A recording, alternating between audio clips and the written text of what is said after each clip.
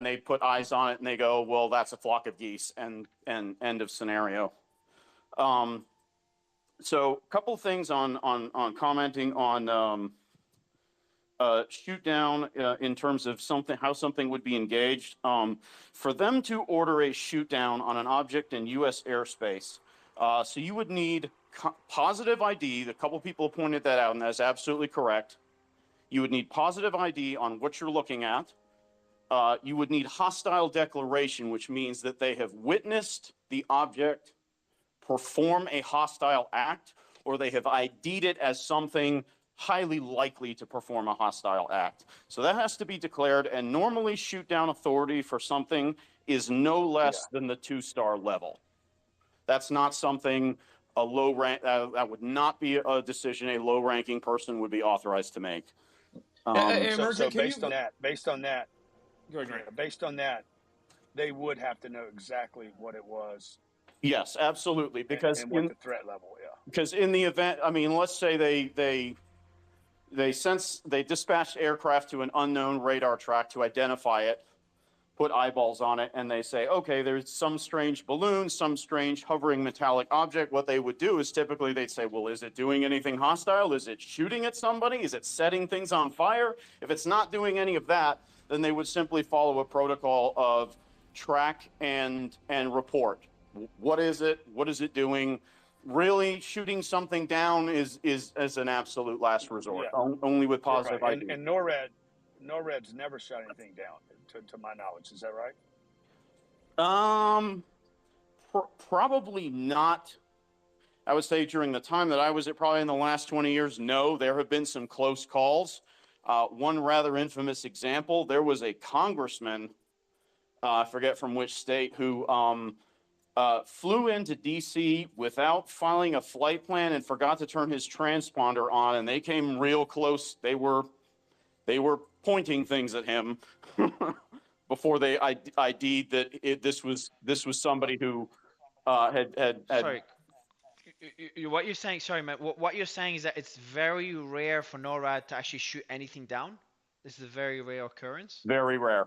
Very, very unlikely that they would just go trigger happy on anything unless they've identified it. Mario, no, this is the first time ever. I believe since World War II. I could be wrong. Over American airspace. This is the first time ever.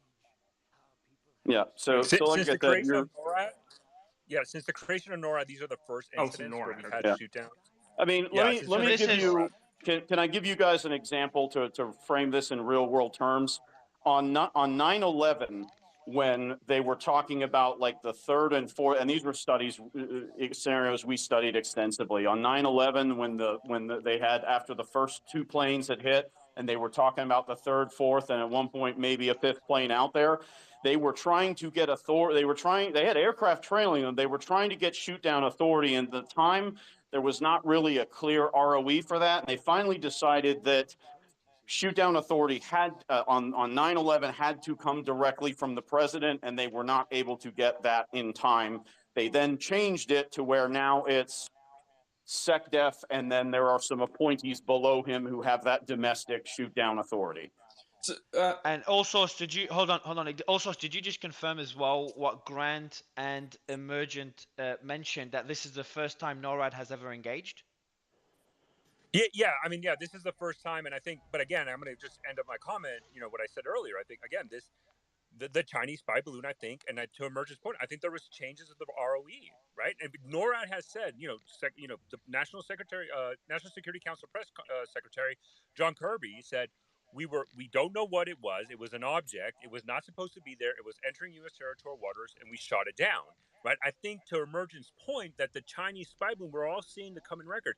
They have changed their rules of engagement, and I think now the rules of engagement are, if this is an object that's not supposed to be there, and it's entering our territorial airspace, we're going to shoot it down, because I think they don't want a repeat of the Chinese spy balloon. And I think, unfortunately, and this might be now, are we going too much, right? Are we now being too public about this? Is there too much discussion? But also, quick question. Yeah. I've got 2 questions for you. So, Emergent Perspective did mention that for U.S. shoot down, for the shoot down to actually take place, they have to have a positive ID, and they have to identify the flying object to likely be hostile.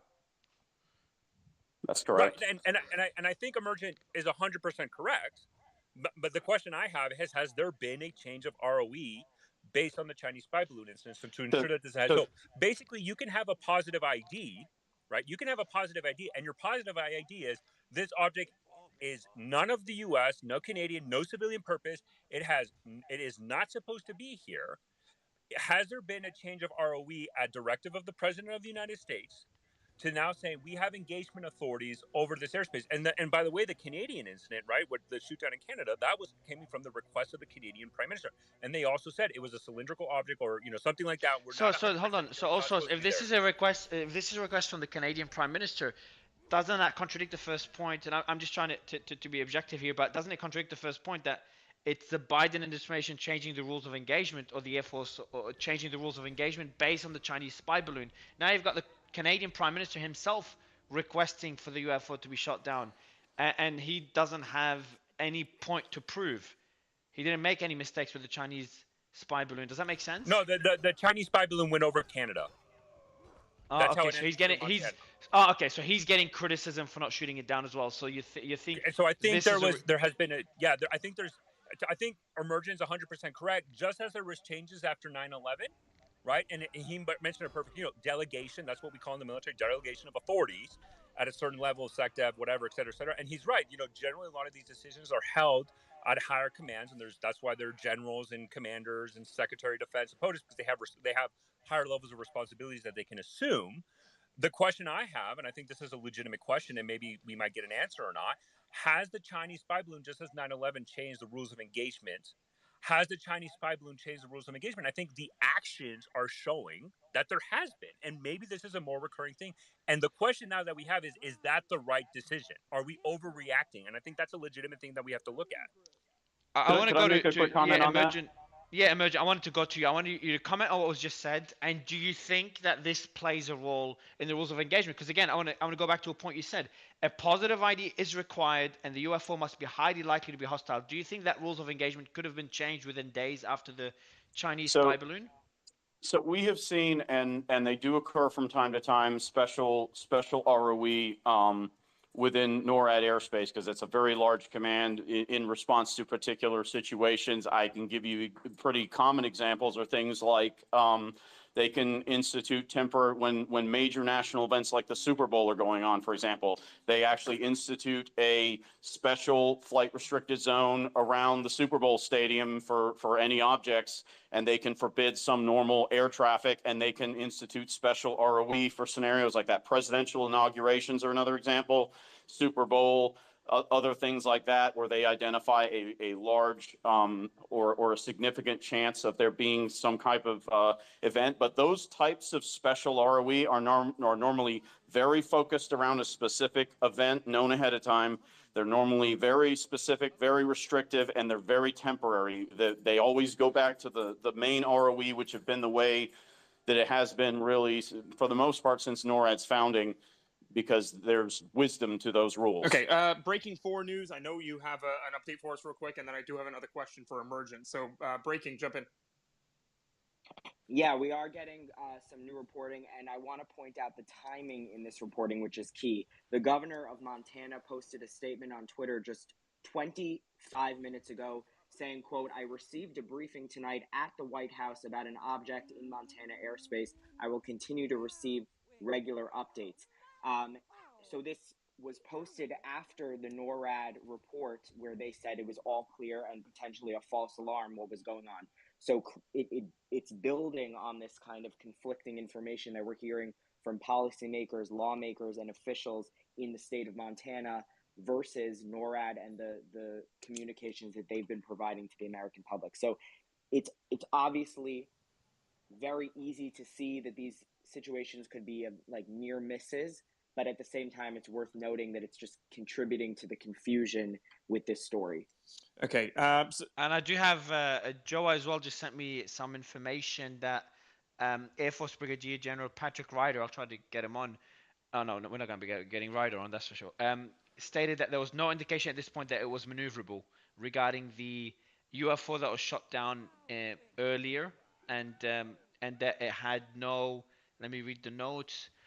And no indication that it had any surveillance equipment. But I just don't know what we could, what information we can trust, because we keep getting conflicting information, like the UFO above Montana. So it's hard to determine how accurate what Patrick is saying is. Oh, I couldn't unmute. I'm sorry. Nick, what's up? I couldn't unmute. Yeah, all good. Yeah, all good. All good. So emergent. Brett, What? go ahead, bro. Okay. Emergent. I want to ask you real quick because you were involved with NORAD, and a big concern that people have had over the past week now that we've been tracking this, these UFO situations, a balloon and everything. Why was NORAD not able to pick up on where these UFOs came from?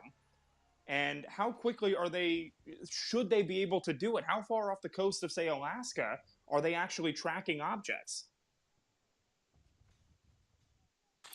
So that really depends on the specifics of the object itself. So as I said before, different objects have a different radar cross section.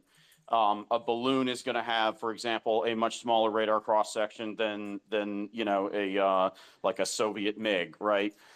So the general, to detect commercial aircraft and military type airframes, I mean, that capacity extends hundreds of miles out into the Atlantic and Pacific, also over the North Pole and Alaska. So generally for a solid object like we think of an aircraft, that's generally pretty broad and unlikely for something to slip in unnoticed. But when you get to odd shaped things, when you get to things like a flock of geese, again, those things can kind of pop up and be an anomaly and go away. There's also a tuning process on any system that is used for identification. There's something called ground clutter, which is if I have a radar that's placed somewhere near tall buildings, for example, I have to carve out places on the radar picture where it doesn't pick up the building and think that that's an object in the air, right? So buildings, trees, mountains, radio towers, things like that, and you normally have different. Did that answer your question? Yeah, absolutely, and I'm sure we're going to have more on that. But I want to have Justin jump in here real quick before we go to the other speakers, because Justin, you actually have the clip where the U.S. congressman was on Fox News talking about the fact that he was briefed on the fact that there is a UFO currently over Montana. So if you could play that, that'd be awesome. Let's play that real quick here. And I guess my first question: have you guys been briefed on this matter? I have finally, Lawrence. I will tell you that when the first balloon came across and everyone heard about it, we were clawing for information, and DOD, Pentagon was not forthcoming. Fortunately, this evening, I am back in Montana. I'm at an event, a Lincoln Reagan dinner in Columbus, Montana right now, and DOD called me as I've been sitting here and started giving me briefings to tell me what was going on. I clarified with them that this is actually the fourth balloon. Okay, so the first was shot down over the Atlantic. One was shot down before it entered into Alaska's airspace. Third was shot down, Trudeau ordered, over Canada. So now we're talking about a fourth incident. And we had air traffic shut down on the northern part of the state. My report is that it has been reopened. DOD told me that they are going to be tracking the object. They can't even say exactly what it is. They're going to track the object until it gets light again. They don't have the ability to put any more eyes on it with aircraft until it's light again. Congressman, where is the object? Where is the object? Do they know where the object? I know you say they're tracking it, yeah, but where is it right now? It's north of Havre, Montana. So it's still in American airspace right now. So do we anticipate that airspace being closed as well? More airspace in the country in Montana being closed? That I do not have any additional information on, Lawrence. I can tell you the airspace has been opened back up again. They closed it originally because the object was hovering there in that prime commercial air traffic zone between 18,000 and 35,000 feet. And Congressman, I'm assuming because you represent this area, do they plan on shooting the object down? I will know more as it gets light again, Lawrence. Right now, they cannot bring it down in the dark. And once it gets light again, they're still monitoring exactly where it's going. They will give me more information in the morning, or if anything changes through the evening. So, Congressman, I know. That's the end of the clip there, but yeah, balloons all around then, huh? See, did I hear that, Justin? Did I hear that right? Did he refer to them as balloons? Well, he referred to the one over Alaska as a balloon, and then the one in Montana, he kept saying all they could do is refer to it as an object, unidentified. right? Yeah. Yeah. But he did confirm that the one in Alaska was a balloon, because I did hear that as well. Yeah, I think he confirmed that the one in Alaska was a balloon. Confirmed or misspoke? I just want to give him the benefit of the doubt. Who knows? Yeah, go ahead, Nick. Lots of confusion. So it does seem that this interview happened after the airspace was reopened, because the original report by the DoD and the FAA was that or it was actually NORAD. I'm sorry, I'll correct myself. It was NORAD that said that there was an issue with a radar or whatever, so they were requesting that the airspace be reopened. But now that we're hearing this interview after the fact, it does seem like the congressman is pushing back on that. So, Austin, I want to bring you in here, and let's hear your thoughts on what you heard in the past few minutes. Yeah, I mean, what's extremely clear is, especially considering the time of night, I should say, is that specifics on visual identification are going to be sparse. And what it appears to be is that the DoD is playing it a bit safe with that, which makes sense, right? Before you're going to order a shoot down of something, you should have visual identification of what it is. I'd love to hear Emergent's thoughts on this, because as he was sort of talking about earlier, you can have radar identification of something, but until you sort of send something up and take a look at it, you're not going to sort of give that issue to shoot that down, unless you put the Canadian geese population at inherent risk. But I think what is clear is, as Allsource was talking about previously, is with all of the hoopla that the first sort of balloon incident sort of drove up in domestic media in the U.S. and Canada, it makes sense that for one to assume that there has been a change in the ROE in regards to how NORAD deals with these incidents, as well as the strategy moving forward on whether they're to be monitored primarily and let go or shot down. And I think what we're seeing right now is sort of the after effects of this, because as Allsource also put quite clearly, UAPs are not a current issue. They've been going on for a while. And at the same time, from what we've seen from the United States government in particular, is we've actually seen a softening towards releasing information regarding UAPs. I'm sure many of you remember in 2021, when the administration declassified, I believe it was 27,000 documents on U.S. intelligence information regarding unidentified aerial phenomena that was started collecting in the 1980s. So I think what we're looking at right now is we're looking at a NORAD that is being far more transparent than it typically is on some things like this, due to the amount of sort of public attention being put on it. But I would take that one step further. And when we look at sort of these incidences in general, and from what we've been seeing, it appears that these are other balloons, right? I think it's more likely than not, based upon the notes on lack of propulsion systems, the hovering tendencies. I think we're left with one of two things. Either they're balloons, they're being held aloft by a lighter than air device, or they are some sort of new technology that does not obey the laws of physics or the laws of aviation. And I think it's a safer bet to assume the former. I think the next step here, and this is something in particular I'd love to hear if he's still with us, or maybe bring him back up, Piotr's comments on if this is a continued balloon campaign. I think there's only one reasonable country we could point to on that, considering the past couple of weeks, and that would be the PRC. Okay, so let me ask real quick. Allsource, you were talking about that in order to shoot something down, that NORAD, the Department of Defense, would have to have positive identification, and Austin just referred to that as well. But when they're coming out now and saying that the origin is unknown, how can you positively identify an aircraft like that? Actually, can you explain, Emergent? Can you explain what positively identifying would mean? Sure. So what that normally means is, so for civilian or military aircraft, you typically have a transponder that actually identifies what it is, and anything not queued with an active transponder. So, for example, military aircraft have something called Mode 4, which is encrypted. So think of that like being like a police car with the lights on, meaning you're authorized to fly anywhere if you're squawking Mode 4. Mode 3 is civilian aircraft. That's your civilian airliners, and they have different codes that they're assigned based on the flight activity that they're currently exhibiting or the flight plan they have filed. And those codes match a certain behavior, such as landing at X airport or taking off, departing at Y airport. So the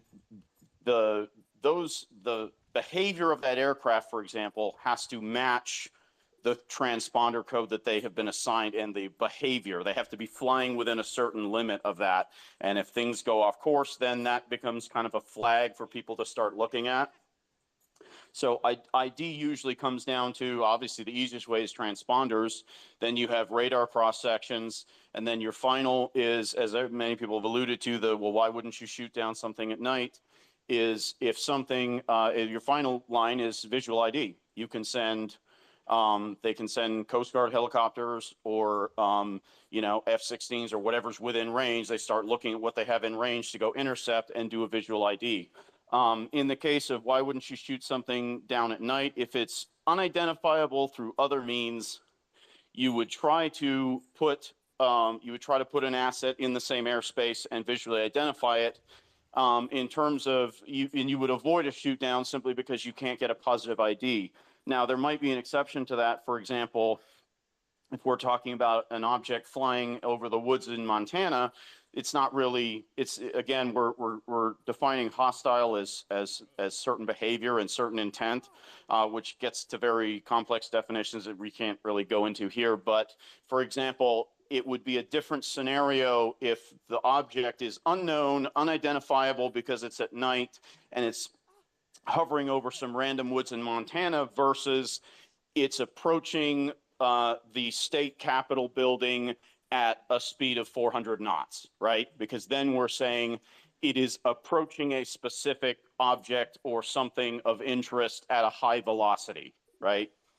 So that's Emergent. Let me ask you this as well, because this is a question that we're getting a lot from the audience, and I do want the audience to go down there in that bottom right-hand corner because we're going to be going here for a long time.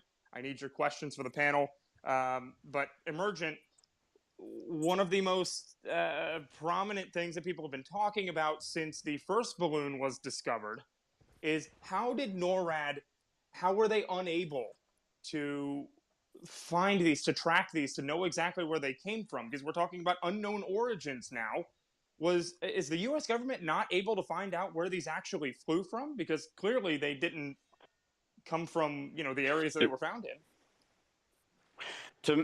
From my experience, to be honest with you, that just doesn't sound like a very likely scenario, because anytime an object enters U.S. airspace, there's a database that shows there's lots of data that is collected. It's including point of origin. You can go back and say, okay, this object's flying over, or close to New York City, and you can look at the track history over the last 8 to 10 hours and see, it entered U.S. airspace near Seattle, for example, or over the West Coast. So you can see track history, especially tied to, you can see transponder code changes, track history, altitude changes, any significant changes to a radar cross-section. There's a lot of data there, so I find it very unlikely that they would actually ever be in a scenario where we have no idea where something came from. Emergent, would you say it's more likely that they're not, it's too early to start pushing blame to another country, and, this could cause geopolitical issues? So sure. It's more likely that they know where these objects came from. It's just it's not it's not a good idea to start pointing fingers so early. Sure, and I would also say it might be information they could have political reasons to want to suppress. Right. I want to mention that there was a report sent to me by Joao Santos, again NPR report, titled I'll tweet about it in a bit. The Pentagon got hundreds of new reports of UFOs in 2022. It's a government report. And in that report, let me read out exactly what he said. Almost half of UFO reports are balloons or balloon-like. So number one, is that common or is that just recent from from what you've read? Because I know you haven't worked at the Air Force for about 8 years. So that's question number one. And question number two, is it possible that balloons for the balloon to go over Canada for so long, is it possible that that balloon was not spotted early, or do you think Canada spotted that first balloon relatively early and just let it go on for a while just to observe, observe what it's doing, observe its direction, etc. So the first part of your question, I mean, small balloons. I mean, even things like if something like a Macy's Thanksgiving Day parade balloon got loose, right? Objects like that have gotten loose in U.S. airspace and have been tracked on radar. And they'll do reports for those things and make sure they know what it is. So it's actually not uncommon. Actually, probably the biggest development in the last 10 years is small civilian-owned drones, because those can create some. And again, we go to something like a national event like a presidential inauguration or a Super Bowl, where they do have serious concerns about somebody showing up with one of those drones and buzzing it into obviously airspace, I mean, it could just be some kid that wants to get pictures of the event, but then they have concerns about that. And so that scenario has become a lot more common in the last 10 years. Balloons have always been common. That's not a recent development. And I would say to the second part of your question, as the initial Chinese balloon, I suspect that the Canadian NORAD sections probably, and I haven't looked at the flight path recently, but wherever it entered NORAD airspace, they probably picked it up pretty early. Likely, if it came over the North Pole, they could have. I mean, there's massive amount of monitoring of that airspace, because that was always during the Cold War. That was always. Why this sudden escalation now? Why suddenly now there's UFOs everywhere? And I know we've got other speakers that we just brought up. We'll go to you guys in a bit. But why suddenly now you've got all these UFOs being spotted and shot down? I don't think it's an escalation necessarily, right? I think that this was a response to the public's anger at the fact that a Chinese spy balloon was allowed to fly over, American soil for 4 days straight without any kind of response. And so this is I would say it's a reaction to that, to hit it off at the pass, so to speak. Actually, Ian, that sounds very credible to me. To be honest, hearing all of this, I think some people have gone crazy with the UFO alien stuff, and I don't think I'm really not thinking there's a lot of credibility to that.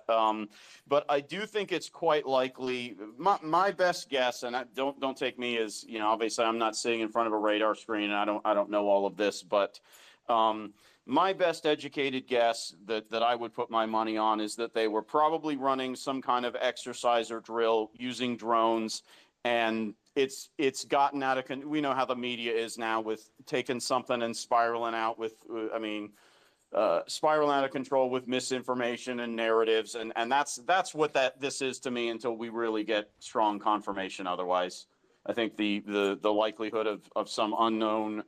I just, from my experience, that's really pretty unthinkable, that something, we have no idea how or where this entered the airspace. Just not a credible story to me at all. All source, you want to add to it? Sorry, go ahead, Mario. Yeah, before we go to all source, just last question for you, Emergent. What's your concern level right now out of 10? 1 being not concerned at all and 10 being extremely concerned. Where were you when the first balloon was shut down? Where are you at now? And what will get you to let's say an 8 or a 9? I don't think you're there already, unless you are. I would say I was. I think I was listening to I think it was one of your spaces the other day with Dr. Gorka got up and said it comes across more like a publicity stunt on the part of the Chinese to do this for publicity and provocation reasons. Because they have satellites that can get more detailed imagery. I mean, unless there's some specific thing that the balloon could collect info on that otherwise, I'm really not too concerned. I think it's more of a publicity stunt. I think what's going on right now is probably more misinformation, but You know, I mean, anything's possible, and I'm keeping my ear to the ground just like the rest of you. But my concern level right now is pretty low. I'm more concerned that, you know, disinformation and overreaction to it is where I'm at. And you mentioned Dr. Gorka. He's in the. I've just sent him an invite, Dr. Gorka. If you want to come up, I've just DM'd you an invite. Oh, I've just sent you a request. And what escalation before we go to all source? What escalation would be like? Okay, shit. Now I'm at a 7 or an 8 concern level. I would say a sighting, you know, if something happened, you know, within close proximity, if an actual hostile act was confirmed within close proximity to something that is of serious national security interests, like military base, major city, that type of thing, that's more where I'd be elevating my concern level. Also, I know that Justin has a few clips to play for us before we go to Mr. Weinstein. Also, anything to add to what was mentioned by Emergent? Yeah, so I think multiple things, right? I think there's a lot of ways that the U.S. can track stuff that is not only limited to radar. There's a lot of intelligence capabilities that we have that can like synchronize and provide a better picture, right? So we're not just limited on radar. There's intel platforms that are very good at providing a clearer picture to see kind of what's going on. And that's kind of to back up to Emergent's point. I think from a term of escalation, et cetera, and if there's a concern, again, I think we just have to wait for more public information. I think the issue we're running into is that we're being, you know, the U.S. government, NORAD, is being very public with everything that is going on, when a lot of the time these incidents probably wouldn't have just received that much publicity, and I think that's causing a lot of concerns. Again, we just don't know. Hold on. What do you mean? Yeah. Just quickly, what do you mean they don't get that much publicity? If this is the first time NORAD ever engages, it's not something that happens. But I think the China, again, just like my point there, the Chinese spy balloon changed the calculus to Emergent and Point. I think Emergent hit it again, like because of the Chinese spy balloon incident. Now NORAD is being a lot more aggressive, and so as such is getting a lot more publicity. And when they're doing this engagements, they're publicly acknowledging it. Right? Again, that's something else that is new. And I think the more publicity is maybe causing people to be more concerned. But one of the things we've seen is that the U.S. government has been public about this, and as such, I don't think they're trying to hide anything. And I think we just have to wait for a little bit more information to get a better understanding, because there's just too much unknowns. I think he's right. And one thing I'll just point out is when they would run, for example, exercises in D.C., they would run, you know, they would have, you know, Civil Air Patrol pilots, you know, fly in and do a simulated type of engagement. And those types of things were actually published, and you can go find them yourself. Go do a search for DC ADIS Falcon Virgo. They actually run these NORAD exercises in DC area. They actually run those exercises very frequently, and they publish them well ahead of time just to make sure that the public, if they see a Cessna with F-16s tailing it, flying in DC airspace, that nobody freaks out and calls 911 and thinks that something crazy is going on. So they do publicize things like that, and they actually do keep in mind that there is a public perception and that has to be managed. So that is another element to this. Justin, before I go to Eric, I wanted to give you the mic to play some clips for us that you've got prepped. Yeah, just real quick, here's a general trying to explain what happened. The balloon was somehow able to get past our West Coast anti-balloon defense system, the Seattle Space Needle. Oh, sorry. That was Keenan Thompson on this. And no, actually one of the better jokes this week. Little levity just to bring in the real big guns. Now, this is retired General Anthony Tata. He's a Fox News contributor, but he also has some deep experience. This is his take just within the hour on what he thinks is going on here. He's talking about both the Alaska and Montana incident. Let's listen in. Has addressed the American people about this very real threat to the United States. And it's been, you know, you look at Twitter, and I agree with you, you know, you have to sort of dismiss that because you just have all the information keyboard warriors there that, you know, they dismiss this out of hand, like, well, you got satellites, why do they need to send balloons? You've really got to take a serious look at this and why China would be sending these balloons into our airspace. And, you know, last week when we talked, Lawrence, I talked about probing the wire. You know, when I was a commander in Afghanistan, you know, the Taliban would probe the wire to see how you responded. They would send some new recruits in to cut the wire of your base camp and your weapons would light up, and so they would pinpoint where your weapons were. At a strategic level, China is probing the wire to see how we respond. I think that's a really interesting take. The analogy, I think, is apt there. They really do seem to be. When was that? When was that, Justin? This was just within the last hour. That was on the Dan Bongino show. Okay. Yeah, I think that's a very good take, and I've most of the folks I know in the military right now, that's the general consensus right now. And Justin, you got another clip as well? Yeah, here's one more clip. This is the spokesperson for the Canadian Prime Minister talking about what they're doing next on this particular object, which was shot down. Recovery operations are now underway and will be supported by the Canadian Armed Forces in conjunction with the RCMP.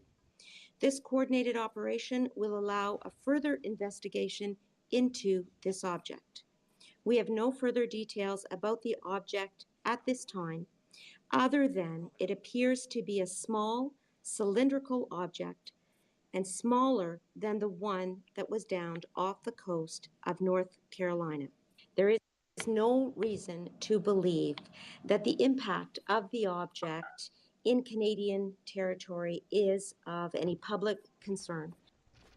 So that was her take on it. Again, it sounds like a balloon, but you know, they keep, obviously for technical purposes, they refer to it as an object. Things are still being identified, but as we heard from the briefing that the congressman in Montana received, it sounds like these are balloons all the way down. One question to Emergent before I go to Mr. Weinstein. You did mention that other people in the military that you've spoken to do believe that this is just China probing U.S. defense system. Is that what you meant? Yes, I think probing probably more in terms of response to see what you know, both politically how it's handled, but probably also just to see what, I mean, it's an opportunity for them to test capability. I mean, wasn't this one of the first times that the F-22 was actually sent up and an AIM-9X was used on that? So for them, that's data collection, right? That's ballsy. That takes some guts. I mean, it's not, right? Eric, Intelligence, because there's no other way to get I don't know. I don't know because no one's ever used this before. Yeah, no one's ever used this before, and you know, not in this sort of situation where they can directly probe the capabilities of the F-22. Thus far, the only thing we know about the F-22 is the stuff that the United States government itself releases, and they're not going to tell the world, much less China, what its capabilities are. So to see it in person, so to speak, it's a good way to gauge how powerful it is. It goes to the question I had for you, Eric. Your thoughts on what's happening right now, and that, you know, I was just in one of our groups right now. The team just sent me through an article by Military Times. National Guard preps for potential Arctic conflicts with Russia, China. Again, I'm not mentioning it to create fear or anything. I'm just reading out, you know, some of the articles and the narrative we're seeing in the media. Would love your thoughts on all this, Eric. What are your thoughts on the escalation we're seeing? We saw that there's obviously the war in Ukraine that's escalating, and this NATO support to Ukraine, and now we're seeing escalating tensions with China. Yeah, thanks for asking. I guess what I think is that we've settled into several new normals, which have not been really declared. I believe that the rules of engagement probably did change. And that we don't have a clear idea of how our outcry might have affected the political calculations of the commander-in-chief. In my opinion, what's happened is that we've settled into this new normal of preposterous statecraft narratives that might have been, I don't know, vaguely believable in a time before we were all able to communicate with each other, but no longer really get the trust of intelligent people thinking critically. So we don't really have a clear idea about the UFO UAP issue as regards non-human intelligence. There's this whole taxonomy that we forget in the first report, where 4 of the 5 branches are completely prosaic relative to the 5th branch, which is just called other. And the purpose of doing that was to make the sexiest thing sound the most banal. we also have this weird thing you can check in your mind that when you hear the words UFO, you don't actually think UFO, you think flying saucer and aliens, when in fact it just means, as others have stated, unidentified flying object. And I would also say that there's sort of a limited number of shapes that most things are going to be configured in. They're going to be either configured in spherical shapes or, sort of cylindrical or wedges or whatever. And we all associate those with various grainy videos that we've been watching for ages on the alien front, wondering if these things are real CGI or a giant psyop. So I think what's happening is you're seeing a collision between all of these preposterous narratives, from the way that we're not allowed to question the Ukraine narrative, even though it involves nuclear conflict, and we're treating it as if it was an early 20th century war, in which we're going to back Putin into a conventional corner because, of course, he could never do anything other than resign, which is not, it's a very bizarre thing. So when people are afraid that we're going to suddenly have this end to the calm that followed World War II, and that none of the narratives make sense. Kamala Harris is widely not thought to be capable of assuming the rigors of this job, and Joe Biden, may have competency issues, being over 80 and by far the oldest president we've ever elected. I think what you're seeing is that people are waking up to the idea that these presidential elections, which didn't seem to matter all that much, really matter. We may be in a completely different regime.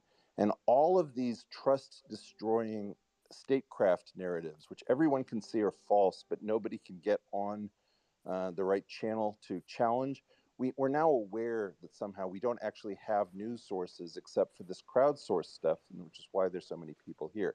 And so I think that that's what's happening, is that we allowed our government to continue doing what it had always done, but now in an era of social media where we can all compare notes, realize that they're lying, and that we now fear that none of this makes sense. And the last thing I would just close with is, it's completely irresponsible not to let us know that these objects were drifting with the air mass, right? So if you have a balloon, in many ways, it has very different characteristics than a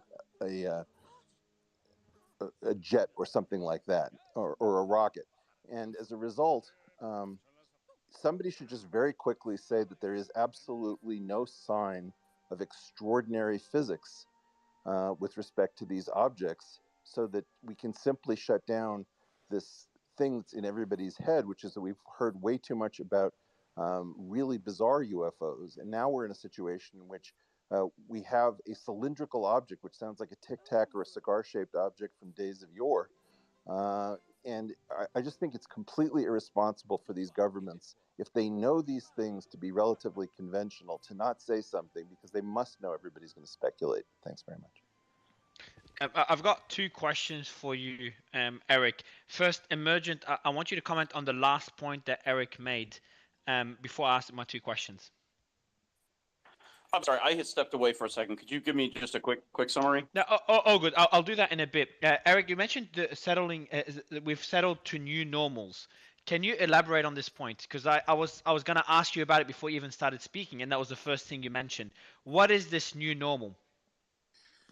Essentially, the new normal, so far as I can tell, is that the government embarks on some program that it claims is in our communal best interest. Many of us fear that it is in the best interest of the ruling class, because so many of our top politicians have become fabulously wealthy and we can't quite figure out what's going on. So we have a serious breach of trust because we think we have a principal agent problem, where our agents, that is our elected representatives, don't represent us. And what they do is they say, we're going to embark on some program, for example, whatever the EcoHealth Alliance does in Wuhan, China, funded by the Defense Threat Reduction Agency. And none of us exactly understand what this thing is. We don't really believe the cover story. We don't know if, in fact, this is good for us because we found a workaround around the bioweapons convention that we need, or we don't know whether Peter Daszak is endangering us, let's say. Same thing would be true for Epstein. Same thing would be true for changes in the M1 money supply, where it's denied that this has anything to do with inflation. So the result is that the government keeps taking action accompanied by a narrative that is absolutely not believable. And the news sources that used to give us a sense of sense-making and analyzing these things are clearly playing on the side of the government. So effectively, what you have is that the referees are clearly on the side of one team, where the public feels, how did this country by for and of the people slip away from us? And the result of allowing these narratives that don't make sense to accompany very dangerous and very bizarre actions that can be seen by all is this radical erosion of trust, where people want to lump them all together. Many people think that what's going on with these shoot downs, for example, they're writing to me saying, this is because we're about to get the Epstein list and that we need a massive distraction. And you'll hear people say, oh, that's a controlled opposition, that's a limited hangout, useful idiots. We've all adopted the PSYOP level where we're armchair amateur defense spooks, where we're trying to say, oh, you're so stupid that you believe that, because nobody knows what to believe, because our media is continuing with the same way that they used to present things, but in an era where we can compare notes, and now we know that they're absolutely lying. I want to ask you one more question. I know there's some more news to share. One more question, Eric. The other new normal that I wanted to comment on as well is the geopolitical normalcy that we're seeing. We've got I was just researching the Nord Stream explosion that happened a few months ago, because we're doing a space on it in a couple of weeks. And, you've got the Ukraine conflict. You got Zelensky was in, I can't remember which country he was in. And he was urging a few European nations to provide, or NATO to provide jets to Ukraine. Obviously, we've got Russian nuclear readiness on the rise. That was increased a few months ago. And now you've got China potentially probing US capabilities, defense capabilities, and their political response with the balloons. And that was the point that Emergent was making earlier. This is for me, this is the story that concerns me the most at the moment. And how we're seeing an escalation among the three superpowers in our world. Does that particular point concern you? Should it concern the financial world? Should it concern the world? Or this is just political bickering and nothing to be worried about? I don't know why you're stopping at 3. I mean, I'm worried about the India-Pakistan border, what Iran is going to do next. And the concern is that the more thinly we are stretched, particularly by sending arms and things, the greater the probability that opportunists will increase the number of theaters. And because a highly nonlinear situation where you have multiple theaters in play, and what happens in one affects what happens in the other, this is why I don't understand the isolationist perspective, because these oceans that the U.S. is protected by are not going to function in a modern world the way they might have functioned in the 1700s. I'm absolutely convinced that it's not 3 superpowers, but you're talking about a multipolar world where the U.S. is fatigued. It's retreating from the responsibilities of maintaining a world with as few poles as possible after World War II, because we're all just sick of the job. And we're going to be reminded that what we've lived through is the most anomalous era of peace and relative calm, save some horrible things that happened a long time ago in China in the Great Leap Forward. We are completely unprepared for what it means to live on this planet with the toys that we've come up with. And I absolutely think the worst thing that can happen is that the number of theaters goes up to 5 or 6, and we're going to be punch drunk where we can't see straight. I remember the narrative of the hope that we would never face a world war again, thanks to globalization and the interconnectedness of the world. And that narrative seems to be crumbling every month for the past few months. And this doesn't help. So do you think that we'll see any economic impact from these escalations, or it's too early to see such impact? I think you're going to. I hope that the worst of our concerns is an economic impact. I'm really just thinking that most of us have an idea that if something hasn't happened in 20 years, then it's never going to happen, and if something has never happened, it's not worth worrying about. And I really think that history is going to be restarting this century in earnest, and we're completely unprepared as humans for what that actually looks like. Justin, I know you had a quick clip you wanted to play for us before I continue with more questions. Then we'll go to Austin just for a quick update. And we'll go actually to Mateus for a quick update on any developments. Justin? Yeah, going back to General Tata, he's going to basically just talk about kind of what his perception is of how, again, I think what Brett alluded to, some of the administration lapse here. Hang on one second. We still haven't heard anything from the president of the United States, and apparently Lucas is the only one that's on the White House lawn to give us some information. Right. Yeah, hey, Lawrence, Lucas does a great job. And, as he was talking, it occurred to me that recall that during the Afghanistan withdrawal debacle, the entire administration was on vacation. You had Blinken in the Hamptons, you had the president at his place in Delaware. Everybody was on vacation as this happened. And then, and there was zero communication with the American people. Then when the Ukraine-Russia war was about to begin, the administration offered Zelensky a ride out instead of taking a whole look at what's happening there, because their intelligence was so bad that they thought it was going to be over in 72 hours and Russia was going to own Ukraine. And now they're not communicating. We have a repeated penetration of U.S. sovereign airspace by an adversary that's listed in the National Defense Strategy as our #1 competitor in the world. And the president's at a party and there's zero communication with the American people. I think that's a valid critique. There's, I think people really want to mirror the sort of they want from their government to mirror that sort of anxiety and anxiousness they have around these things. More communication, more information, I think, will be vital for that. And I think it'll dissipate a lot of the tension that people feel. I mean, look, we got 18,000. I think at one point we hit 20,000 people listening to this live. That's one of our biggest shows ever, and it's pretty impactful. I think if you kind of are just tuckered away and dining with people at these different events around the country, gosh, I think a lot of feedback I'm getting is people really need to get on the ball and communicate what is actually happening here. And before I continue asking questions, and for the audience members, anyone that just joined, bottom right corner is where you can ask questions. And Matthias, can you give the audience an overview of what we know so far? What are the facts that we know so far? Matthias? Absolutely. Yeah, I'm here. Basically, what's been developing this afternoon and this evening is that a third unidentifiable object was shot down in a joint military operation by the U.S. and Canada over Canada, specifically over the Yukon. That's the portion of Canada that was affected by this. We know via a Wall Street Journal report citing U.S. sources familiar with the situation that this was in fact a quote metallic balloon with some sort of a payload underneath it.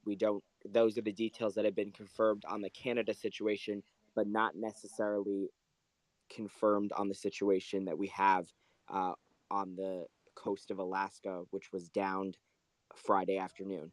Additionally, what's occurring tonight, which has created a very confusing situation, is that several hours ago, we heard reports of fighter jets being scrambled on our west coast, and then we had the FAA issue a NOTAM and a airspace closure over Montana, which within about an hour of that issuance was retracted and all operations were resumed. Now, during that time, we had lawmakers who represent Montana, both senators and congressmen and women, as well as the governor of Montana, specifically saying that they were briefed on another object that's unidentifiable over Montana airspace, and that due to the fact that this was discovered at night, the military cannot take further action and will resume their operation in the morning.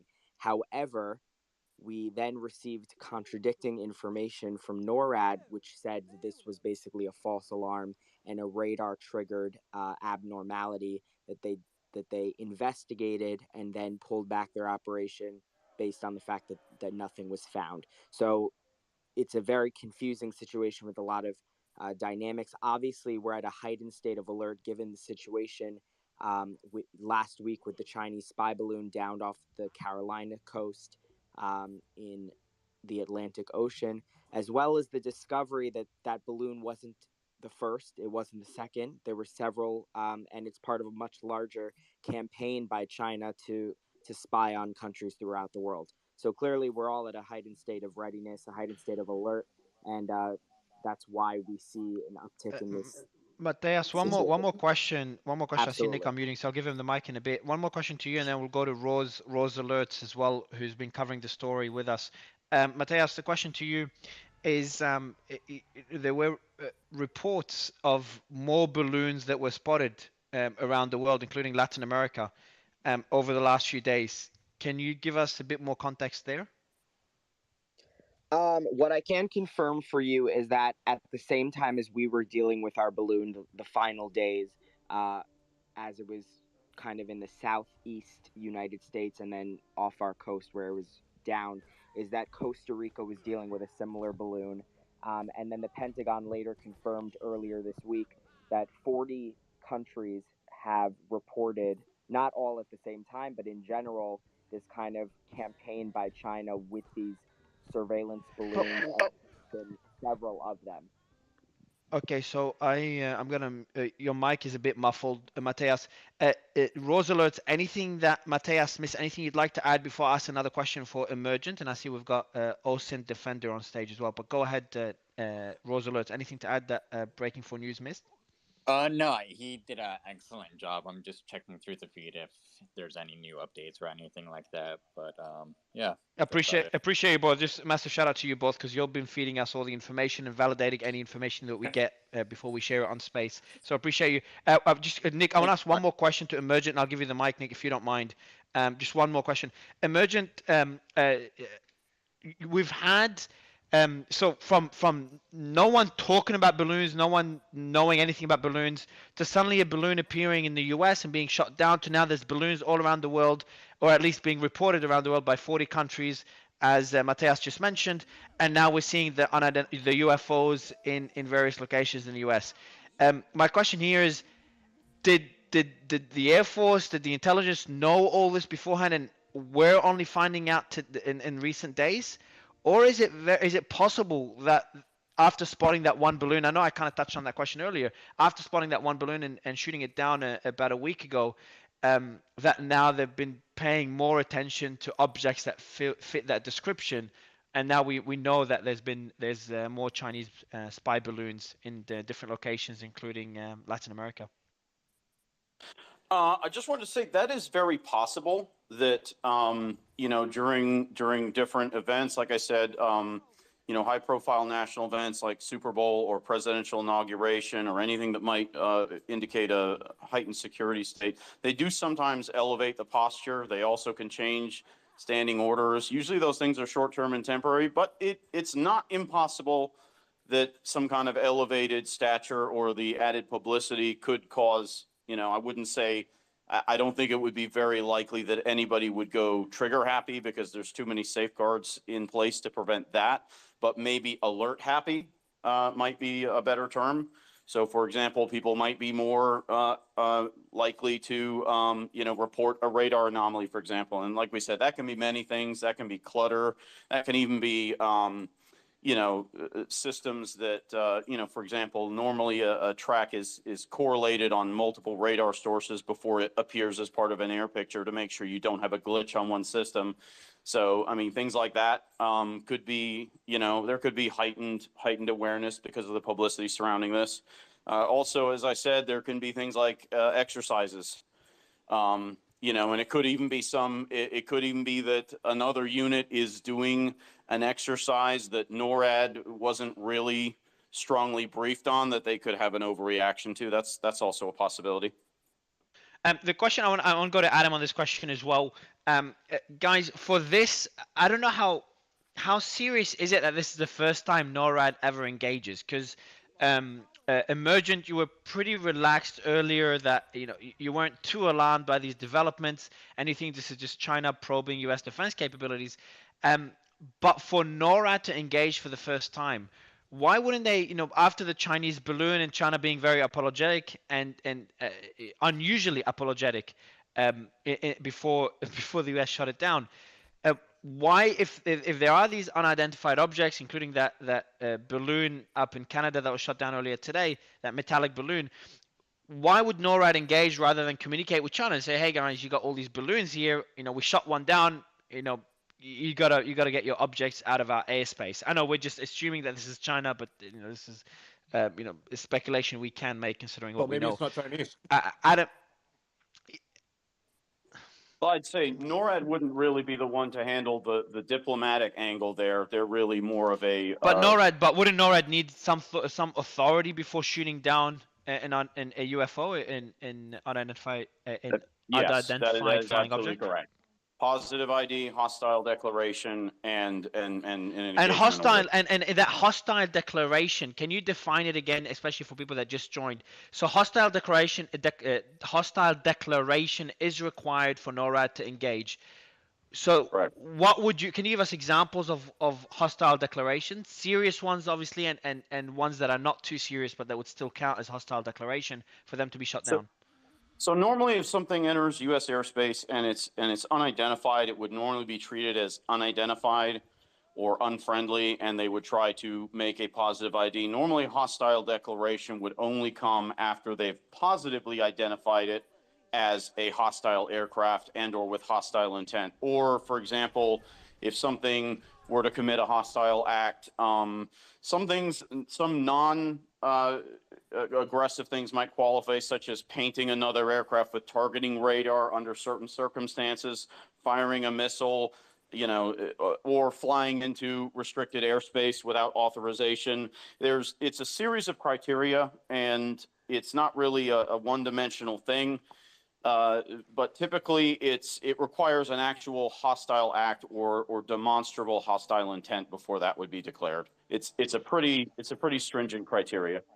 Yeah, Adam, I want to go to you quickly. Like, why again? If I want to speculate that this is a Chinese UFO, Chinese balloon, with the intention to spy, why would NORAD engage? Why wouldn't, after what happened with the Chinese balloon a week ago? Again, I'm speculating here that it is Chinese, and maybe I should stop doing so. Adam, tell me if I should. What your thoughts are?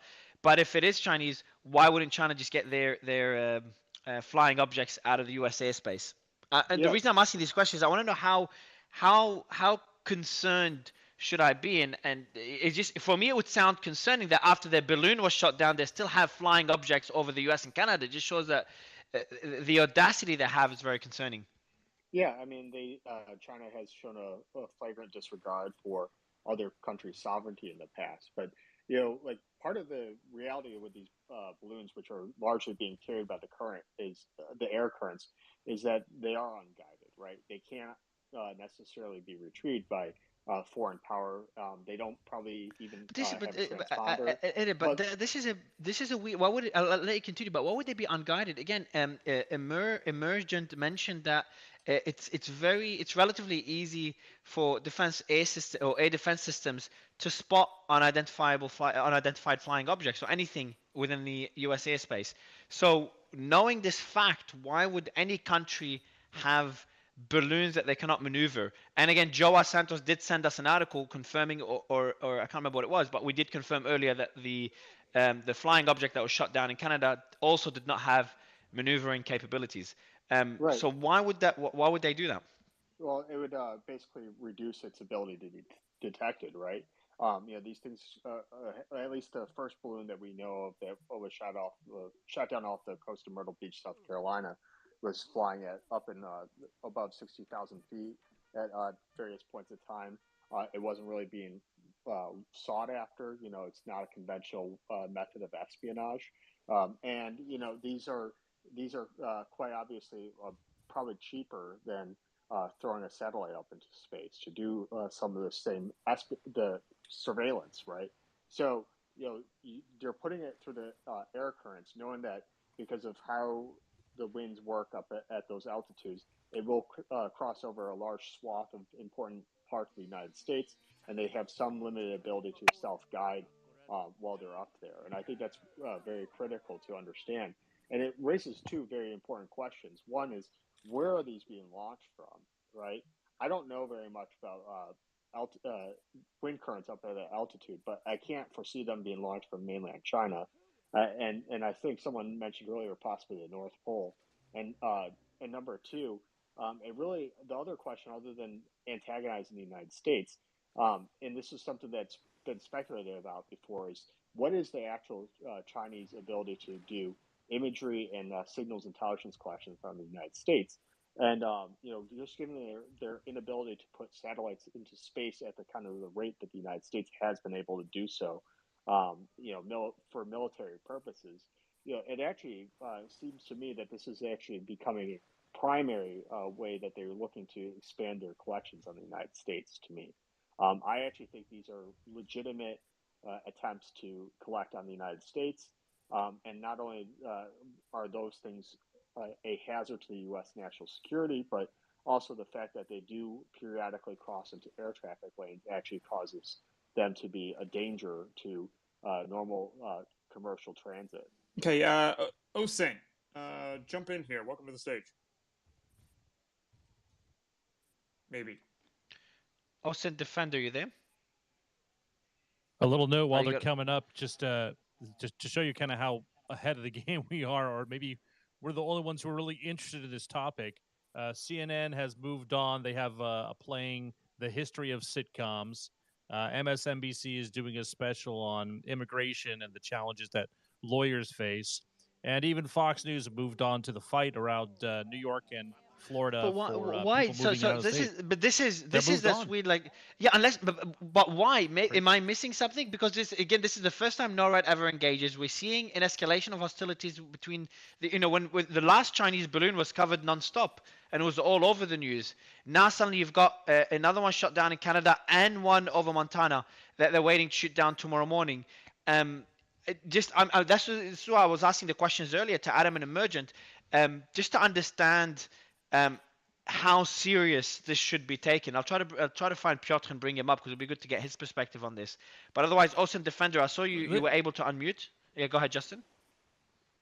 No, I'm just saying it's a little pathetic. I just posted to the Nest this video that's on TikTok making the rounds from some Chinese account. Basically, they mocked up the F-22 trying to go after the balloon, and the balloon evading all its missiles and everything else there. I mean, I think part of it is it's probably on the whole, as you step back, a little frankly embarrassing, right? This entire endeavor that we're all up in arms over these balloons. But I think a lot of us in the know here, and a lot of great experienced speakers on stage now, they've conveyed that this is a premise to something probably quite larger, and that it should be taken seriously. But I think the main networks don't quite know how to handle it.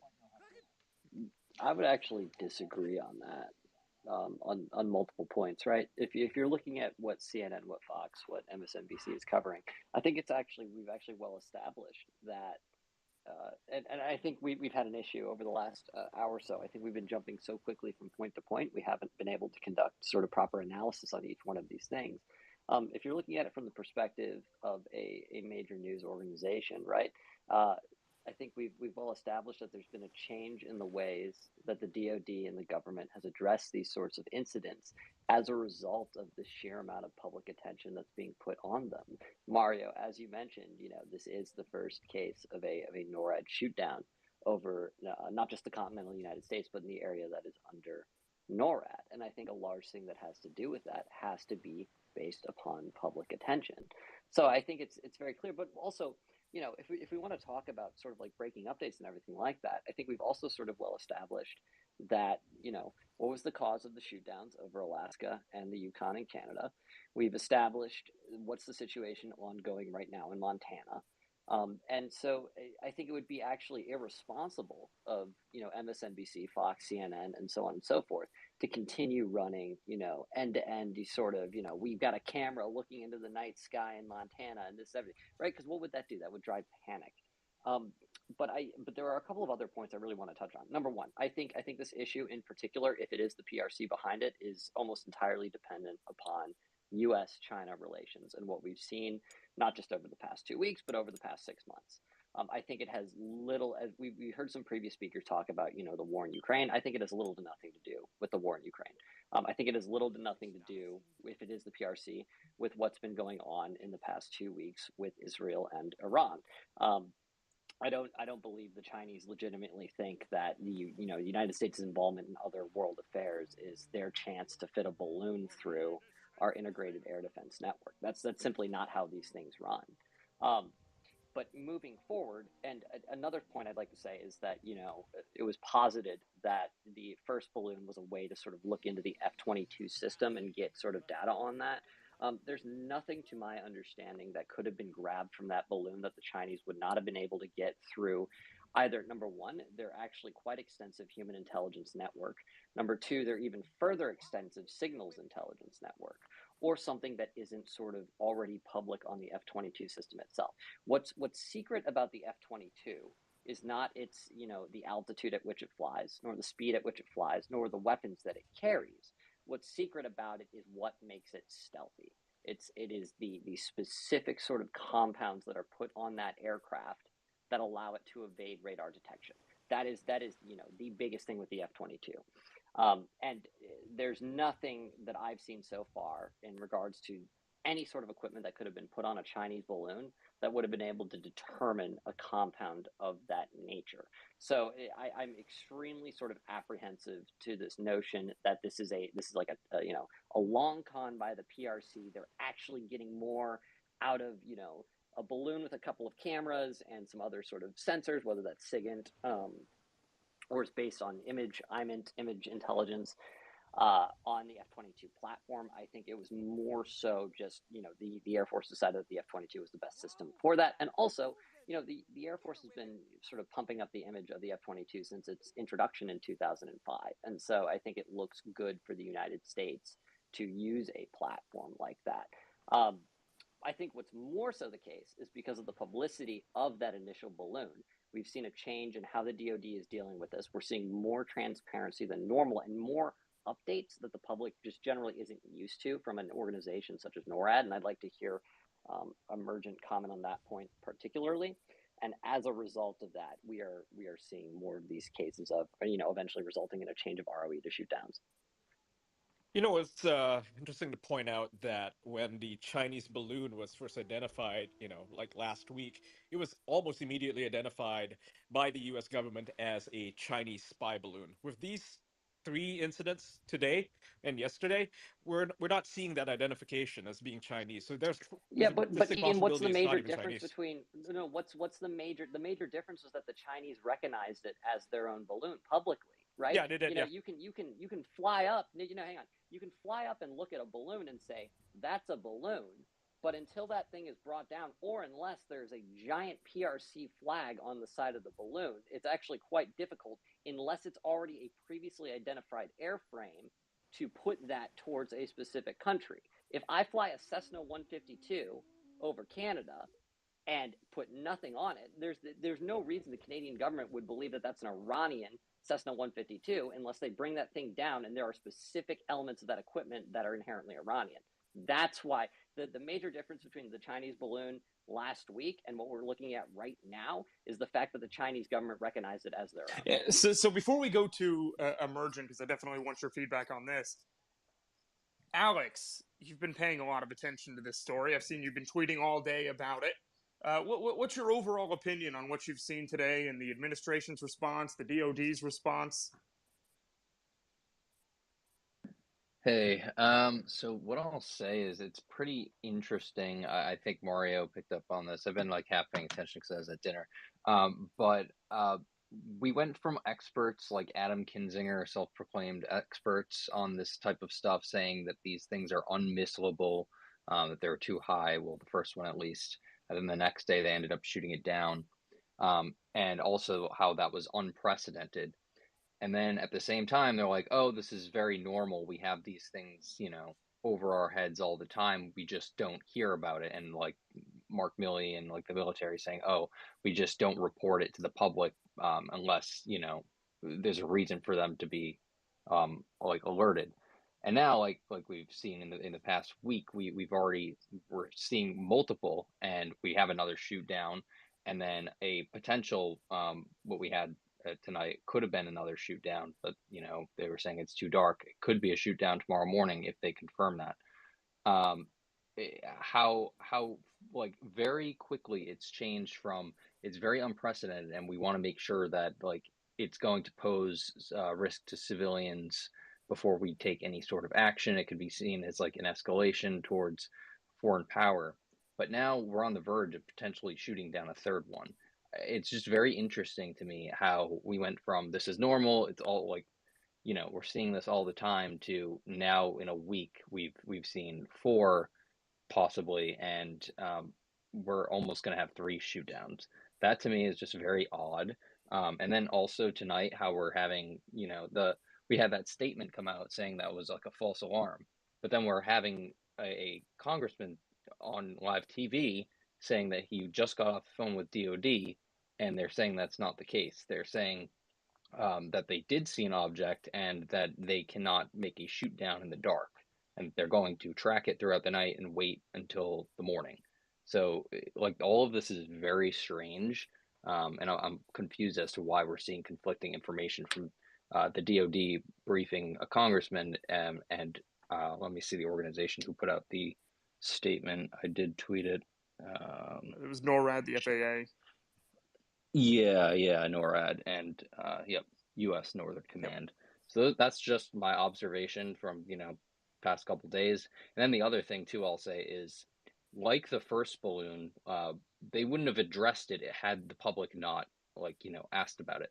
And on Friday, yesterday, they weren't even going to tell the public about it. I don't think they were asked about it. So that like raises some questions, because they're only telling us when the public is asking about these things. Do you think, Alex, this has gotten a little bit political now? Is that what you're saying? That it seems like maybe the administration is acting based on politics? Yes, and I've had a bunch of comments about like the Trudeau shooting down. They're like, now I feel like this is like a PR thing, because it's like now they're like, oh, me, like Biden, it's like, oh yeah, me and Trudeau are like protecting, North America's skies together, blah, blah, blah. We're taking quick action on these things. When, like I just said, like the last one, we're like, oh, we have to be very careful, and we're not going to shoot it down because it might hurt people, or we might be like seen as provoking a war or whatever. And like, we let it like float over our entire country for 3 days and did nothing about it. And now we're seeing people like almost take decisive action 2 in 1 day. And then like literally a week ago, they're saying, oh, this happens all the time, we just don't tell the public about it.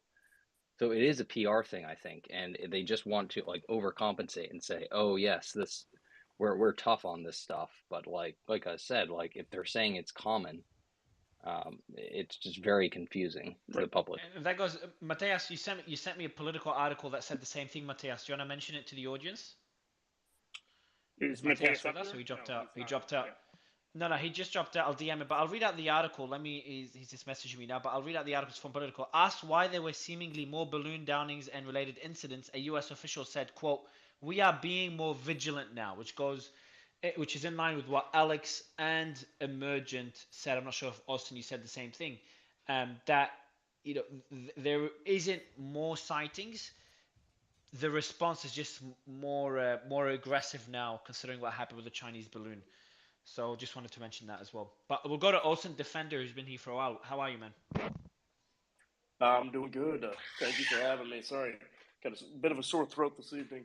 I did want to mention really fast that the Canadian military has apparently figured out what was shot down over their country, but they are refusing to announce what it is.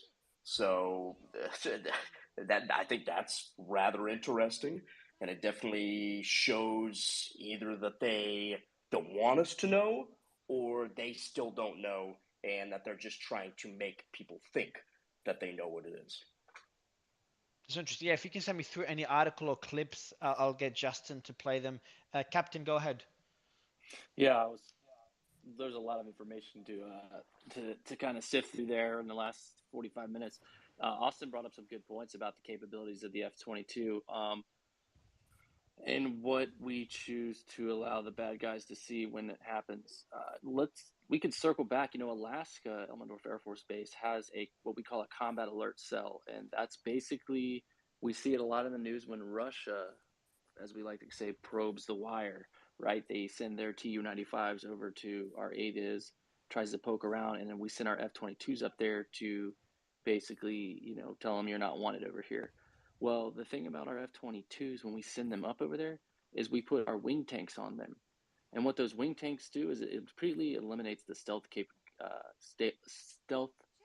characteristics of the aircraft. So if China was trying to somehow figure out how are they making these things stealth in these compounds that Austin was mentioning, I haven't seen any pictures of the aircraft that shot down whatever it was today, but I would bet that since they're coming out of that Alaska area, they would have those tanks installed, which would limit the ability for China to try to gather up any intelligence or any capabilities. So that's just something to really keep in mind. That's how they conduct those interceptions all the time. And I would be shocked if Russia didn't leak or share the information that they've gathered from our intercepts of what our response is. And we see when it happens, it's politicized on the news for about an hour, and then that's really the last that we hear of it. And now we have this going on, and it seems that it's getting a lot of traction very quickly. Justin, you do have a clip from an eyewitness of the Montana UFO? Brian Kilmeade has gone into his Super Bowl rants, but he broke real quickly just a few minutes into his program, played a taped segment with the pilot of General Aviation Aircraft who spotted the balloon over Montana. Let me get this here. To get us out of this mess. What I gleaned from the whole balloon calamity after calamity is the need for people to take the lead, citizens. After all, it was a average citizen in Montana who spotted the surveillance ship. Oh, I think this is the first one. Sorry, but this is interesting. Just hear this out real quick. Who called the journalist. Our president would not have acted without that proof. As I was gathering my things, I just spotted this circle in the sky, and I knew it was something that was kind of out of place. Chase told me where it was, so I had some long telephoto lens with me, and I got out of the car and started taking pictures of it. I put together all the pictures that I had taken and started sending them to the FAA and the governor's office, and they eventually put me in touch with NORAD. Yeah, so again, that's an interesting take in that this really wasn't going to be a big issue altogether. And I've heard other clips on other shows talk about how this has been happening a lot, happens all the time. It got called out, and then it blew up into this national scene. And I think this guy is right. It's only going to be the sort of pressure that we put on as citizens to really press them on, how what is the import of all of these things flying over our heads on this piece, right? So let me find a few more clips, but that's just what I have right now. Again, the shows have all turned to Super Bowl coverage now, so that'll be the blanket spot for most of the networks for the next 24 hours until someone gets a good shot of a shoot down again. And there are videos that are purported to be the shoot down in Alaska, and maybe one they say in Montana too. But again, so speculative. We'll just have to kind of keep playing around to see what we find there. Yeah, I've been getting similar videos as well. Haven't tweeted them because it's just impossible to verify. So that I wish I could, but I'll get a lot of hate for that. Going out to one person sent me a satellite falling and claiming it was the unknown object over Montana. So it's just a lot of fake videos going out right now. So and you saw the same thing with the balloon. But by the way, how was the coverage, Roosevelt? How was the coverage of the balloon that was shot down a week ago relative to the balloons that we're seeing now? How are you seeing both stories being covered by mainstream media? I feel like it's the same, really, unless I haven't really watched the news that much, but I'm seeing a lot of the same reactions what we had last weekend. So, but yeah. So I just kind of couldn't unmute. So I'll give you the mic, Nick, for a bit. Let me just bring up, we've got 2 special guests coming in. So let me organize with the team in the back end to bring them up. Okay. Let me ask you this, Adam, if you're still around. Obviously, we do have some conflicting reports when it comes to whether there was an object in the sky. You've got NORAD saying one thing, you've got a U.S. congressman saying the other, another thing. And being that you did work in D.C. for a while, what kind of briefings do these congressmen get? Are these classified briefings? Is he even supposed to be talking about this? So I can't imagine that he was receiving any sort of particularly classified information. And this is literally an example of a game of telephone, right? And I'm not saying that he's incorrect here, but the lag time between what he gets told and what is the current information on the ground may be different from what the press secretary actually is coming out. So we're basically in the same position as if neither side had made any public comments. That we still don't really know. We won't know till tomorrow morning when there's going to be more clarification about the status of this unknown object in the sky. Most members don't really get. Most members won't get that kind of like detailed analysis that like the Defense Department appointees and bureaucrats would be getting right now. Right, but being that he is still going on news networks, he's still on Twitter, he's still pushing this. Does it even seem realistic that NORAD might be, maybe being disingenuous at the order of, say, the Department of Defense? Because as Alex said, this might be getting a little bit political. Does that seem, the realm of possibility? I think so. Like, I think it's very interesting too. The governor of the state, Gianforte, came out and actually made a statement as well about some communications that he had with the White House regarding this situation. And his statement on Twitter, I had to pull it up and throw it up in the jumbotron. But he really. His statement was very political. He was very expressed a lot of frustration with the lack of information he was receiving from the White House about what was going on. And I think that's actually pretty par for the course right now. Is that there isn't a lot of information being going on right now, and the representatives and leadership of the state are kind of in the dark here, and NORAD hasn't been very clear about what was happening in the skies and whether or not there's still an object up there. However, given the fact that they did clear the space again, the airspace, it makes me want to ask: is there still something possibly up there, or is there something not up there?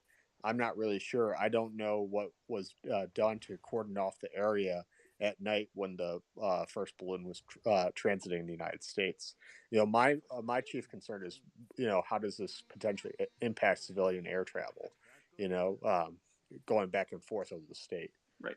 So Emergent, I'm going to yield to you on that as well, and sort of a similar question there. Would NORAD open up airspace, or I'm sorry, the FAA open up airspace and revoke that National Defense Airspace designation, that TFR, if they actually thought something was in the air up there at potentially 40,000 feet? It's probably worth making a distinction here that 40,000 feet and 60,000 feet, it's a huge difference. At 60,000 feet, you don't see commercial air traffic at, so that's definitely worth noting. But what are your thoughts? Sure, and I don't have the exact numbers in front of me, but there are altitude ceilings beyond which they either consider something to be a diminished or a non-threat. Because, for example, at some point something is in space, and we're not considering that U.S. airspace. But there are a few flight restricted zones that are actually defined as, if you will, 0 to infinity airspace. So there are a few.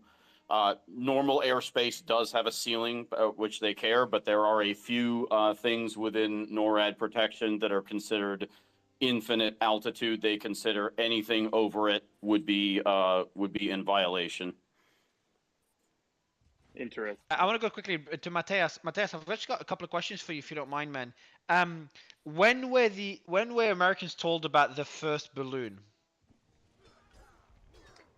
Yeah, so it's a very interesting question because we know that President Biden was briefed first on this situation on the 31st of January. I was actually with the president covering his trip to New York City about the infrastructure bill, but journalists did not notice anything kind of awry and unusual about his visit or any times he was maybe pulled aside or anything like that. We were made aware, obviously, after it was revealed on social media that there was something over Billings, Montana. So it's interesting to think about whether or not we would have been made aware of this had this not have broken on social media and gotten the traction that it did. What makes matters worse, possibly for the administration, is that on Friday, when John Kirby, who's recently taken the position as the White House coordinator for strategic communications, gave a briefing as part of the daily press briefing at the White House, he didn't reveal the information forthcoming that the second object was shot down over Alaska within the hour of him speaking. He had to wait for a reporter to kind of ask him, is something going on over Alaska? We're hearing unconfirmed reports of military activity. And then he pulled out this piece of paper and read off a statement. So again, kind of going towards the fact that we don't necessarily know if the administration would even reveal this kind of information if it weren't for the media and then with the earlier Chinese balloon, the public and their reporting on social media. I'm just going through the audience questions. I've got another question here for you, Mateus. The way this was all communicated, because I know you keep covering breaking news on a regular basis, the way this was communicated, is it surprising? Or because I know I saw a few panelists earlier mention their concerns in the conflicting reports, but from I just don't find that to be too surprising. I find it to be relatively common. They can't share everything instantly, and when there's breaking news happening, it's really difficult. Everything's dynamic, so it's really difficult to know what to share. Should we make something out of that lack of clarity that we're seeing, or is that relatively common? No, that's why I'm being so careful what I'm doing, because it's obviously important to call out administrations over lack of transparency because we want the American public to know everything. But at the same time, you understand the importance of military secrecy to some extent, where when things like this occur, you almost want your own military to not share everything, because they're not just sharing with the American public, they're sharing with the world. So you don't play all your cards at once, but at the same time, if John Kirby had a prepared statement to make, he should have led with that instead of waiting for a reporter to ask, because it doesn't look good for the administration, regardless of what his intentions were. Austin, I want to go to you, man. We've covered, and you've been in our space on the Ukraine war. We've covered Chinese-US tensions in a space together as well. The escalation that we saw, again, is it fair, Austin, to speculate that this is Chinese, either spy balloons or spy flying objects, spying UFOs? Yeah, I would say so. I wouldn't say when we look at other near peer adversaries of the United States that would have the capabilities to run a campaign like this, the only other one I would look at would be the Russians, and it's very clear that the Russians are currently tied up with the war in Ukraine right now. They legitimately really don't have the intelligence assets to spare beyond some of their strategic bombers, which, as Captain Osen and Emergent sort of pointed out earlier, they have a sort of a long-standing tradition of running some of their Tu-95 strategic bombers towards U.S. airspace and seeing what the response looks like that. And that's something that the United States has done as well with our B-52 platforms as well. It's kind of a long-standing deal there.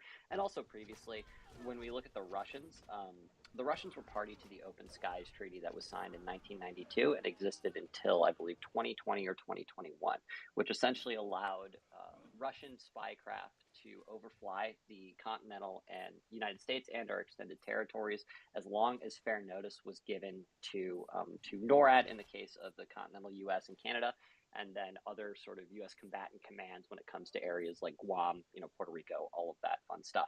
Likewise, the United States was able to conduct spy intel gathering overflights of the entirety of the Russian Federation during that entire period.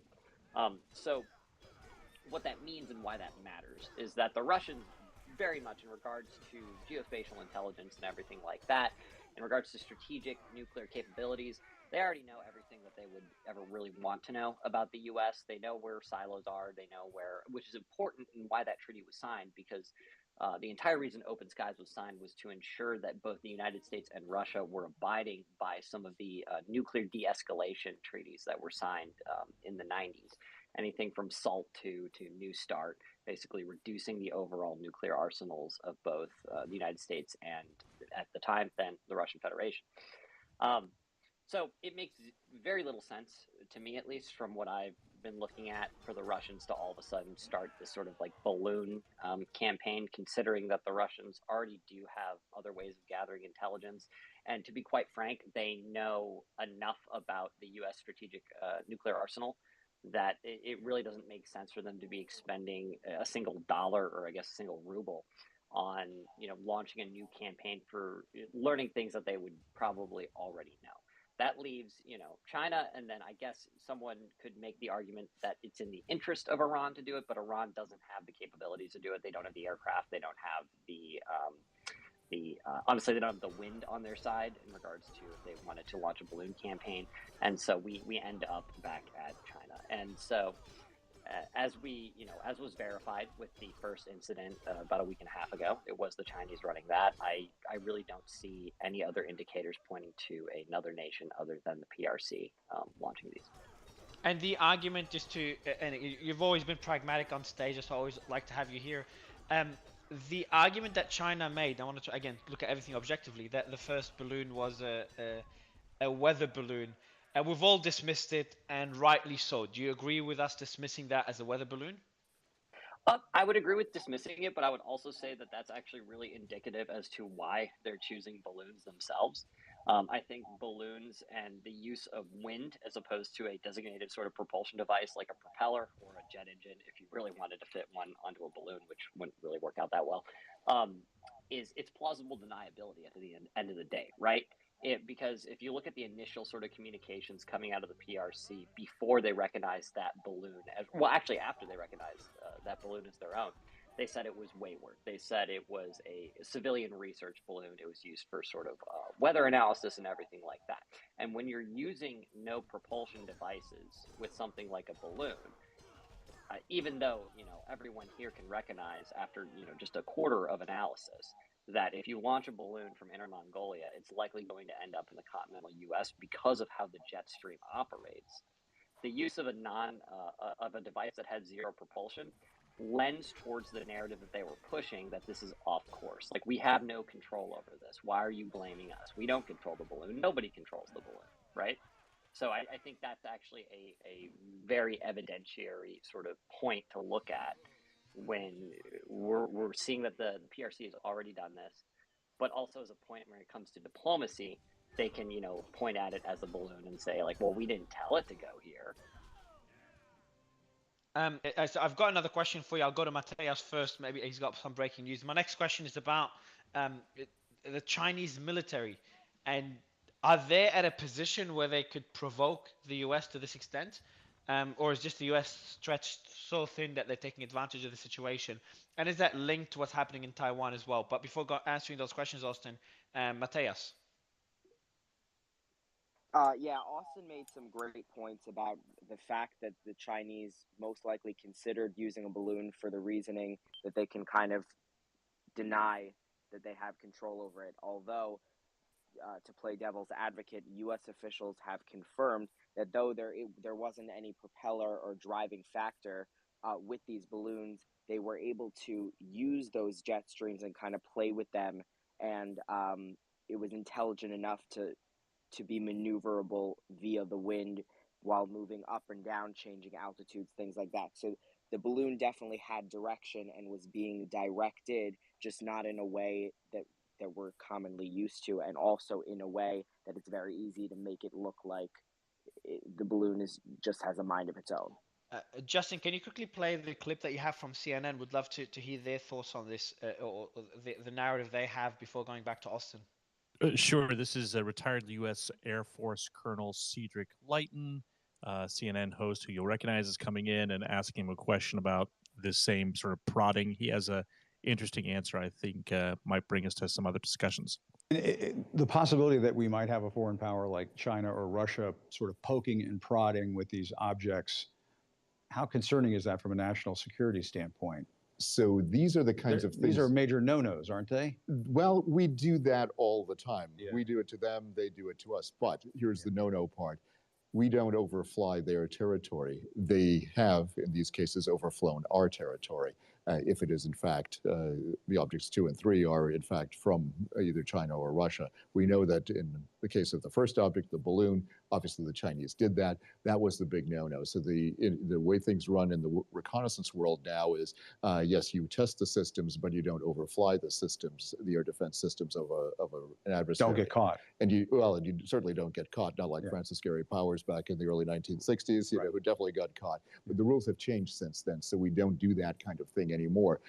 Now, when it comes to these kinds of assessments, yes, the Chinese and the Russians are obviously always testing our air defenses. It's very logical that they did this again. Let's see if the facts bear that. Well, so there again, we hear that sort of testing, prodding, and also the rules have changed. I think a few speakers have alluded to perhaps the ROE have changed when it comes to this, because the big no-no, as Lieutenant Colonel points out, is the deal is we typically don't actually go over them, and these have. Yeah, so this is, Austin, this is the point I want to touch on, is that we are living in that new normal. China's military seems in a position where, you know, it has the audacity to fly over US airspace, or fly over US territory. So this is the particular point that I want you to touch on, because this is the point that concerns me, where China's either responding to US support for Taiwan or taking advantage of the US being stretched thin with Ukraine. Before you answer, I do want to tell the audience, we're not going to keep the space running too much longer. I think we've covered the news pretty well. So make sure you, I don't have the pinned newsletter, but if you're following us, you'll be notified when we do the space again. So make sure you do follow us. So when we do the space, we'll probably cover it tomorrow if the next balloon or next UFO is shot down tomorrow morning. And we'll get a few special guests. We'll prep in advance because this is breaking news space, so we didn't prep for it. We'll have panelists ready, and we'll probably dive deeper into U.S.-Chinese relations and what this all means. Because for me, that is the biggest point of concern on a personal level. Austin? Yeah, I'm sorry. Could you reiterate what specific point you wanted me to talk on there? With Chinese spying by flying over U.S. Territory, this is the big no-no, and this is the line that's been crossed. Am I looking too deep into it, or this is a line that kind of leads us into a new normal where China is just a lot more courageous? So I wouldn't say you're looking too deep into it. I think what's important, though, is historical context here. And as you know, the clip from Justin sort of pointed out, I think another major incident in history to sort of look into for this would be the Francis Gary Powers incident, in which case, you know, at the time, the United States was conducting U-2 spy plane overflights of the Soviet Union quite often. And the reason that we were able to do that was because of the altitude specifically that U-2s flew at. It was untouchable by any sort of gun or missile that the Soviets had until they finally could.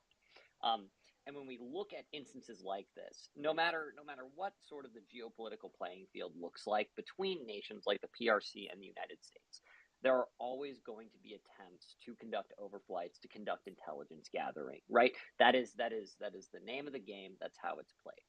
What we're looking at in this case in particular is very similar to the shoot down of Francis Gary Powers, in the way that the moment one side switches its calculus, whether that's via technology, whether that's via diplomacy, whether that's via a change in the rules of engagement or the ROE, that is what sort of changes the playing field with how different things are conducted. And from what we've seen previously, is that it appears that some of these balloon-based overflights were conducted earlier not this year, but in other years, and those did not result in shoot downs. What is very clear is that after sort of the amount of public attention that was paid to the larger Chinese balloon that overflew the U.S., is that the ROE and the way that the DoD and NORAD are dealing with these incidents in regards to not just physically and kinetically, but also in regards to how they're releasing this information to the public has shifted.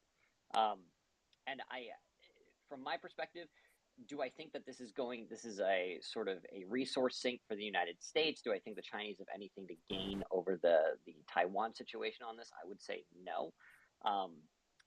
If you want to talk on the resource angle, the United States has had a consistently rising defense budget since 2016, and before that, that budget only decreased slightly from the years preceding. I don't think we're going to see any sort of, and if you look at the types of equipment being used here, the F-22 hasn't been, as OSINT Captain and Emergent pointed out, the F-22 has not been exported anywhere in the world. The United States is the only nation in the world that has that particular airframe. And so moving forward, I think what we're looking at is we're seeing, on a diplomatic standpoint, we're seeing Chinese displeasure being forced onto the shoot down of that first balloon off the coast of South Carolina. But I don't see that as having a large-scale impact on any of the logistics surrounding U.S.-Taiwan and PRC-Taiwan relations. Because when we talk